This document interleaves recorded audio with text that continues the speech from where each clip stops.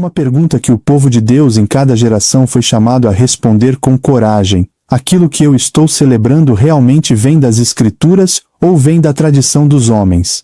Essa pergunta não é de rebeldes, é de bereanos, é de reformadores, é de quem teme ao Senhor mais do que as opiniões humanas. O profeta Isaías, movido pelo Espírito Santo, já denunciava com precisão cirúrgica: este povo se aproxima de mim com a sua boca e me honra com os seus lábios, mas o seu coração está longe de mim. E em vão me adoram, ensinando doutrinas que são preceitos dos homens. Isaías, capítulo 29, versículo 13. E Jesus, ao confrontar os fariseus, não poupou palavras. Invalidais assim a palavra de Deus pela vossa tradição. Marcos, capítulo 7, versículo 13. Ele não condenava o zelo. Ele condenava a cegueira. Não criticava o desejo de adorar a Deus, mas sim o afastamento das Escrituras, a substituição do que Deus ordenou pelo que os homens inventaram. Hoje, estamos diante do mesmo desafio. Milhões celebram a Semana Santa com procissões, encenações e rituais emocionantes. Mas poucos param para perguntar: onde está isso na Bíblia? Quando foi instituído? Por quem? Com qual autoridade? A fé verdadeira não teme essas perguntas. Pelo contrário, ela as exige. Há um momento na história do qual o povo de Deus não pode se esquecer. Um momento em que o evangelho puro, perseguido, cheio de poder, começou a ser envolvido por uma névoa de política, de conveniência, de sincretismo religioso. Esse momento tem um nome: Constantino. Esse momento tem uma consequência: a apostasia. Quando o imperador romano abraçou o cristianismo no século IV, a fé perseguida tornou-se a fé oficial do império. À primeira vista parecia uma vitória, mas foi uma armadilha, porque quando um sistema que nunca passou pela cruz abraça a cruz, ele não se converte, ele a domestica. O profeta Daniel, séculos antes, já havia descrito com exatidão o que aconteceria. Um poder se levantaria, que falaria palavras contra o Altíssimo e que ousaria mudar os tempos e a lei de Deus. E cuidará em mudar os tempos e a lei. Daniel, capítulo 7, versículo 25. E foi exatamente isso que Roma fez. O sábado, o sétimo dia, santificado por Deus desde a criação, confirmado no Sinai como sinal eterno da aliança, guardado por Jesus e pelos apóstolos, foi substituído, não pela Escritura, não por revelação divina, mas por decreto humano, por conveniência política, por acomodação ao culto solar do Império Romano. Roma não mudou apenas o dia do culto. Roma mudou o sinal da autoridade de Deus sobre o tempo. E junto com o sábado, outras mudanças vieram. Festas ligadas à adoração de deuses antigos foram batizadas com novos nomes cristãos. Datas de cultos solares foram redesenhadas como celebrações do Salvador. Elementos pagãos foram incorporados, ovos, ramos, procissões, imagens, tudo revestido com linguagem cristã, mas com raízes que não brotam do Calvário. Isso não é especulação, é história documentada, é o cumprimento das profecias. É exatamente o que o povo do remanescente foi chamado a denunciar. Por que o sábado incomoda tanto? Por que Roma sentiu necessidade de mudá-lo? Por que ainda hoje há tanta resistência a essa verdade restaurada? Porque o sábado é um sinal de lealdade. Não é apenas um dia, é uma declaração de a quem você pertence. Deus disse: santificai os meus sábados, e eles serão por sinal entre mim e vós, para que saibais que eu sou o Senhor vosso Deus. Ezequiel, capítulo 20, versículo 20. Quando Roma mudou o sábado para o domingo, o dia do sol, venerado pelos adoradores de Mitra e Apolo, ela não fez isso em silêncio. O concílio de Laodiceia, no século IV, explicitamente proibiu o descanso no sábado e ordenou o culto no primeiro dia da semana. Não há versículo bíblico que sustente isso.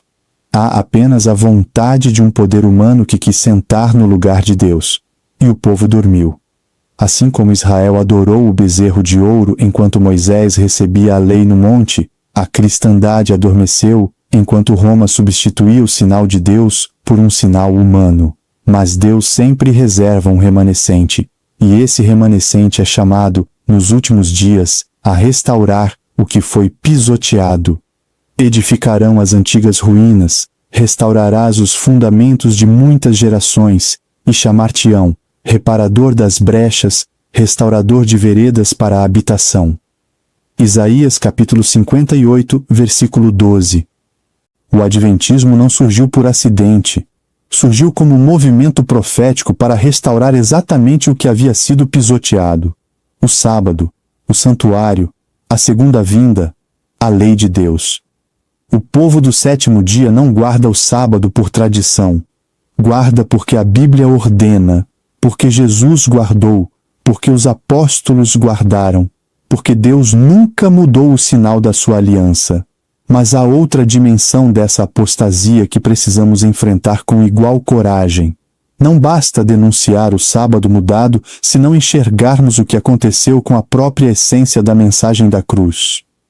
Quando a igreja se institucionalizou sob Roma, ela não apenas mudou dias e leis. Ela transformou a cruz em cenário. O sofrimento do Salvador, o evento mais sagrado da história, foi convertido em espetáculo anual, em encenação dramática, em emoção coletiva que comove, mas não transforma. Porque a palavra da cruz é loucura para os que perecem, mas para nós, que somos salvos, é o poder de Deus. Primeira carta aos Coríntios, capítulo 1, versículo 18. Paulo não pregava um Cristo encenado. Pregava um Cristo crucificado como realidade viva, como poder presente, como chamado urgente ao arrependimento. Não há liturgia que reproduza o que aconteceu no Calvário. Não há drama que carregue o peso do pecado do mundo. Não há procissão que contenha a glória do túmulo vazio. Quando transformamos a cruz em espetáculo, nos acostumamos com ela. E o que se torna familiar deixa de nos quebrar. E quando a cruz não nos quebra mais, o pecado volta a dominar, silenciosamente, confortavelmente, acomodado dentro de uma religiosidade que tem aparência de piedade, mas nega o poder dela. Segunda carta a Timóteo, capítulo 3, versículo 5. O Evangelho nunca foi feito para ser encenado. Foi feito para ser vivido, crido e obedecido. Estamos vivendo nos dias descritos em Apocalipse, capítulo 14. Dias em que 3 mensagens angélicas cortam o céu como trovão, chamando toda a nação, tribo, língua e povo a uma decisão. Não é um convite gentil para a reflexão teológica. É um clamor urgente de vida ou morte. Temei a Deus e dai-lhe glória, porque é chegada a hora do seu juízo, e adorai aquele que fez o céu, e a terra, e o mar, e as fontes das águas. Apocalipse, capítulo 14, versículo 7. Adorar o Criador. Esse é o chamado central da primeira mensagem. E o único texto das Escrituras que aponta especificamente para Deus como Criador do céu, da terra, do mar e das fontes das águas, com essas mesmas palavras, é o 4º mandamento. O sábado é o coração da mensagem do primeiro anjo, não por tradição adventista, mas por arquitetura bíblica. E a segunda mensagem grita: caiu, caiu a grande Babilônia, que embebedou todas as nações com o vinho da ira da sua prostituição. Apocalipse, capítulo 14, versículo 8. Babilônia é o símbolo profético do sistema religioso que misturou o sagrado com o pagão, que substituiu a palavra de Deus pela autoridade humana, que trocou o sábado pelo domingo, que transformou a graça em méritos e a cruz em cerimônia. E a terceira mensagem, a mais solene das 3, adverte contra receber a marca da besta. Não há mensagem mais urgente nos últimos dias. E o povo de Deus que recusa essa marca é descrito com precisão. Aqui está a perseverança dos santos, os que guardam os mandamentos de Deus e a fé de Jesus. Apocalipse, capítulo 14, versículo 12. Guardar os mandamentos. Todos eles, incluindo o 4º. Essa é a marca do remanescente. Essa é a identidade do povo que não se curvou, não se acomodou, não trocou a verdade pelo conforto das multidões. Ao confrontar essas verdades, é natural sentir um aperto. É como quem descobre que construiu parte da casa sobre areia. Mas Deus não revela para destruir. Ele revela para restaurar. Não vos entristeçais, porque a alegria do Senhor é a vossa força. Neemias, capítulo 8, versículo 10. Quando Esdras leu a lei diante do povo que havia retornado do exílio, os corações se partiram.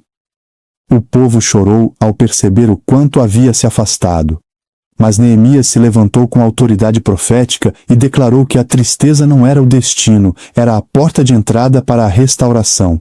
Deus está chamando seu povo hoje com a mesma voz, não com condenação, mas com compaixão, não com acusação, mas com um convite urgente.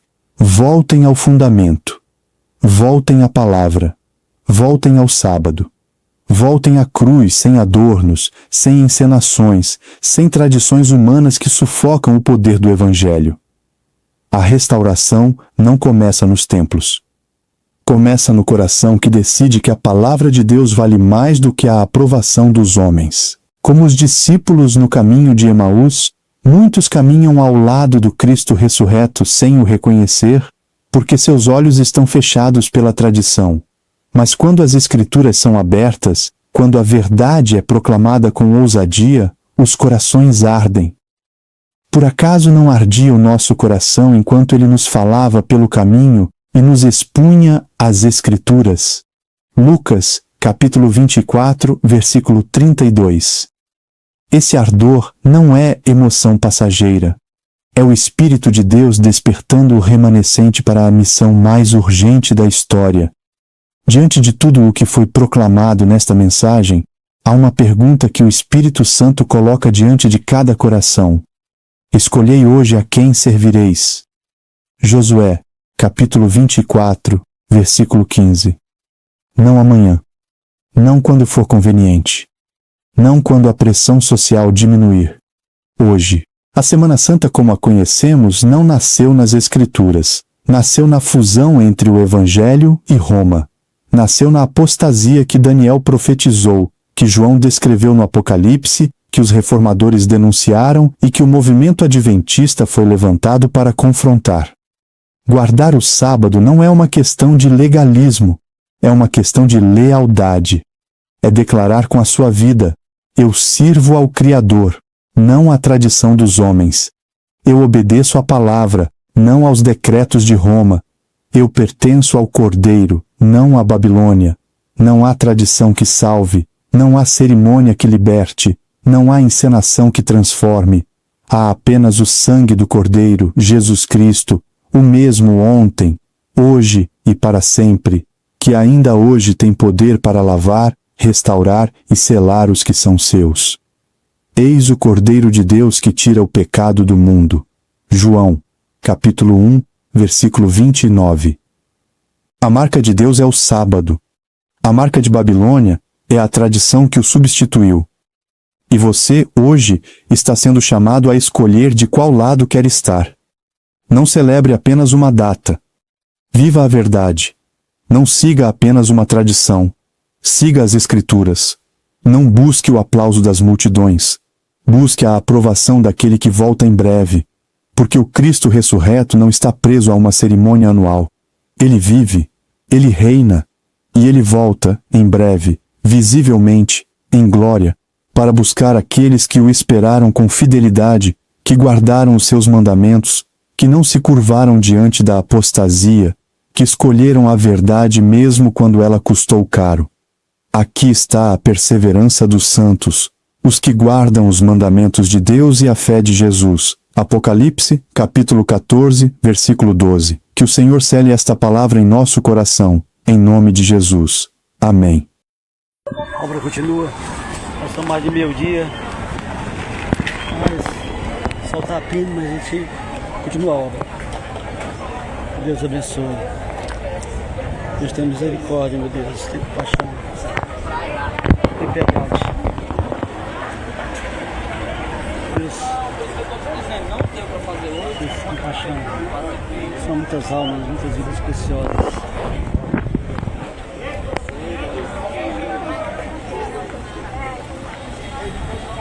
E este Evangelho do Reino será pregado a testemunho a toda a gente. Línguas, povos e nações, então virá o fim. Uma última mensagem. Um último chamado. A pregação do Evangelho eterno. Apocalipse capítulo 14, verso 6 em diante. Lá diz assim: eu vi outro anjo voando pelo meio do céu, tendo o Evangelho eterno para proclamar aos que se assentam sobre a terra, a toda nação, tribo, línguas e povos, dizendo em alta voz: temei a Deus e dê-lhe glória, porque é chegada a hora do seu juízo. E adorai aquele que fez o céu, a terra, o mar e as fontes das águas. Gente, Deus está chamando a humanidade para temê-lo e dar glórias a Ele, porque é chegada a hora do juízo. E a Bíblia diz que temer a Deus e dar-lhe glória é guardar os seus mandamentos, a sua santa lei, uma lei de amor, a expressão do caráter de Deus, os 10 mandamentos. A única parte da Bíblia que Deus não deixou que ninguém escrevesse foram os 10 mandamentos. Está no livro de Êxodo, capítulo 20, no versículo 3 em diante. Lá diz assim: primeiro mandamento da lei de Deus diz assim: não terás outros deuses diante de mim. O segundo mandamento da lei de Deus diz: não farás para ti imagem de escultura, nem de coisa que está no céu, nem na terra, nem debaixo das águas. Não te prostrarás diante delas, não as adorarás, não prestarás culto a elas. O salmista no Salmo 115, o salmista no Salmo 115, falando das demais esculturas, diz: as demais esculturas têm boca, mas não falam, têm ouvidos, mas não ouvem, é o Espírito Santo de Deus. têm mãos, mas não apalpam, têm os narizes, mas não cheiram. Semelhante a elas são aquelas que a buscarem. O terceiro mandamento da lei de Deus diz: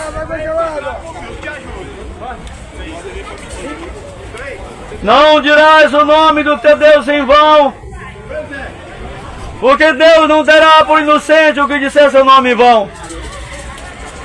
E o quarto mandamento da lei de Deus diz: lembra-te do dia do sábado para o santificar. 6 dias trabalharás e farás todo o teu trabalho, mas o 7º dia é o sábado do Senhor teu Deus. Nesse dia não farás trabalho nenhum, nem tu, nem teu filho, nem a tua filha, nem o teu servo, nem a tua serva, nem o teu animal, nem o forasteiro que está dentro das tuas portas. Porque em 6 dias fez o Senhor o céu, a terra, o mar e tudo que neles há. E no 7º dia Deus abençoou, santificou e descansou. Não é o domingo dia de descanso, não é. Não é o domingo dia religioso, não é, não está na Bíblia. É o sábado. É o quarto mandamento da lei de Deus. O domingo é a criação do paganismo, gente. Amanhã é domingo. O povo está com o comércio fechado. Mas é a criação do paganismo. Foram os pagãos na antiguidade que levantaram o domingo para adoração ao principal Deus de Roma, que era o sol. Olha a palavra domingo no inglês, Sunday, traduz, dia do sol. O domingo foi Roma pagã que criou. E Roma papal, Igreja Católica Romana, ela pegou o domingo e trocou, colocou no lugar do sábado, no terceiro século. Olha o Cano 29, Concílio de Laodiceia, está lá a mudança. O domingo como dia religioso é uma criação de Roma papal. Como é também as imagens de escultura. Ela atacou a lei de Deus. Atacou a lei de Deus, que é a expressão do caráter de Deus.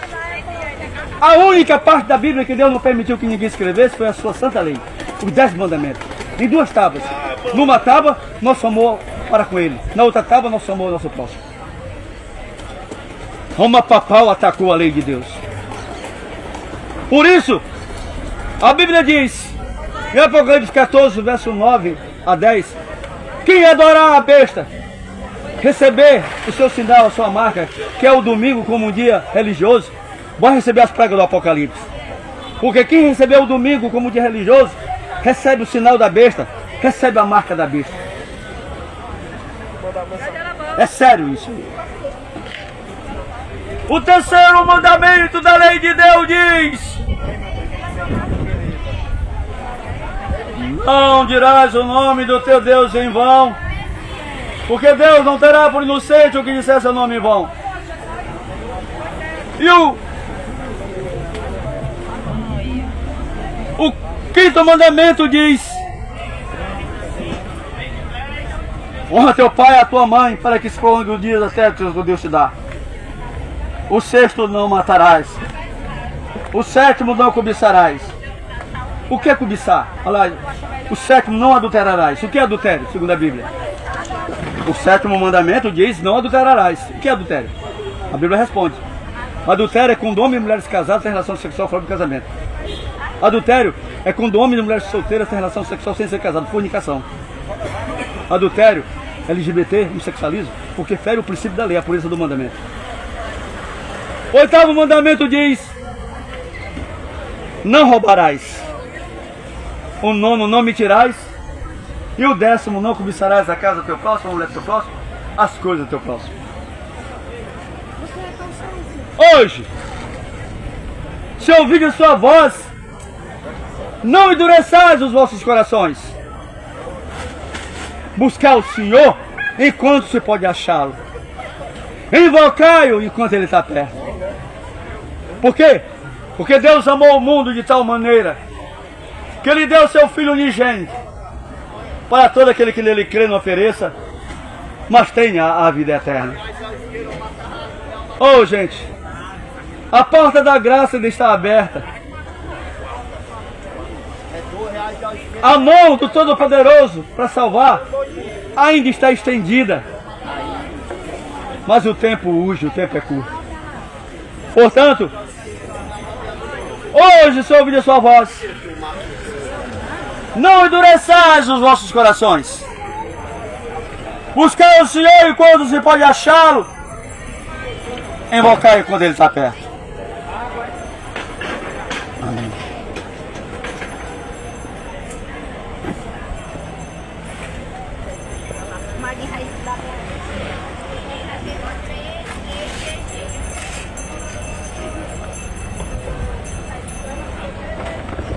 Você entendeu a mensagem? Eu não gosto de escutar. Você entendeu? Deu para entender? Deu. Olha, está voltando, Deus está voltando. Eu sinto que você tem sensibilidade, Deus está trabalhando no seu coração. Olha, ele está muito prestes de voltar. Nós estamos ouvindo os passos dele. Como se preparar para se encontrar com Ele. Essa mensagem que você ouviu é a mensagem para esses últimos dias. É o último chamado de Deus. Qual é o teu nome? É Claudênia. Claudênia, eu tô no YouTube, Aurílio Gomes. Aurílio, que Aurélio não tem? Tira o E, coloca o I, fica Aurílio, né? Gomes. Acessa lá meu canal para tu ver que coisas tremendas tem lá. Então, querido, Deus abençoe, viu, Claudênia? Que Deus abençoe, meu Deus. Uma vida preciosa. Vidas preciosas. Vidas mais vidas.